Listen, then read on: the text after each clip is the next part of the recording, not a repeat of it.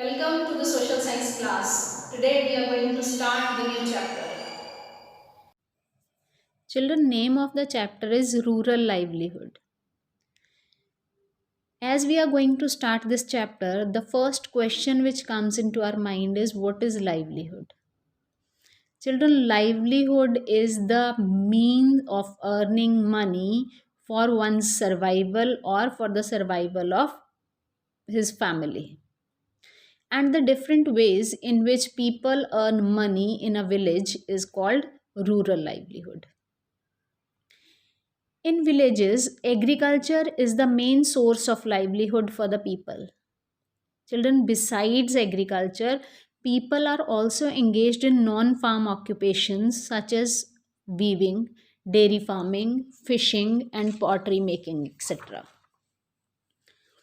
As we know, agriculture is the main occupation practiced in a village. So, on the basis of this, most of the people in a village are farmers, and these farmers are divided into three categories, or you can say there are three types of farmers found in a village. The first one are the big farmers, then small farmers, and thirdly landless farmers or landless laborers. To start learning about these farmers, let us start with the big farmers.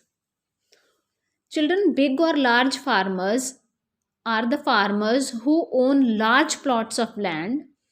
They do not cultivate their own land, but instead they hire landless laborers to work on their fields. Children, they pay the laborers daily wages and also lend them money in times of need. Large farmers use modern techniques to grow a variety of crops, and after harvesting they sell these crops at a higher price to buy improved seeds, fertilizers, pesticides, and farming implements. Children, apart from lands, these farmers also own other businesses such as mills, dairies, etc., and these businesses allow them to earn more money and sustain large scale agriculture with ease. Easily they can sustain this agriculture. Then second is the small farmers. Children, small farmers are the farmers who own small holdings of land. They cultivate their land on their own or with the help of other small farmers. They grow only a few types of crops and get a very limited amount of harvest on their land. These farmers are also often caught in a vicious cycle of debt taken from traders and moneylenders. You know why? Because first they buy seeds, fertilizers, and pesticides on loan. They take this loan from local traders. Now, in order to settle this loan, they are forced to sell a large portion of their produce to the trader at a very low price. With the little that is left, the families of these small farmers survive only for a few months. As a result, they turn to borrowing money from moneylenders again. The situation becomes worse when the crops fail due to scanty rainfall or or pest attack or any other reason.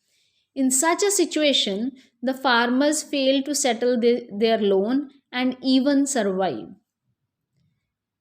So, in these cases, they borrow more money or engage in other activities such as cattle rearing and poultry farming to settle the loan, and they survive the lean period.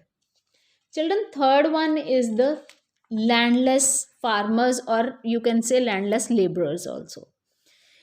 Landless laborers are the farmers who do not own any land of their own or may own very small plots of land. Children, they earn their living by working on the fields of other people. As you know, they are also working in the fields of big farmers, right? Though they work for long hours on the fields, they are often paid only a small amount of money as their daily wage, Also, they are hired only during the months of sowing and harvesting. Children, during the rest of the months in a year, they remain either jobless or engage in small non farm activities such as rearing of animals, fishing, mining, carpentry, forestry, or working on construction sites as cheap labor, cooking, cleaning, and washing clothes.